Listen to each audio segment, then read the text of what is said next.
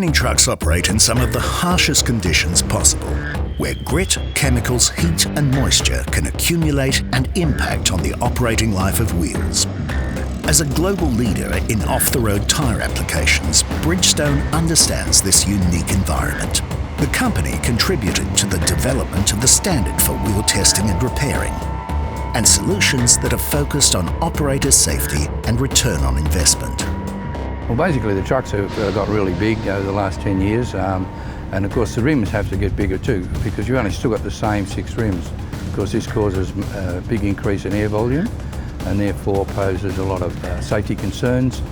So it's necessary to enter into test cycles to be able to make sure that we've got some confidence with safety on rim product, but at the same time this would also help reduce the cost per hour of running rims.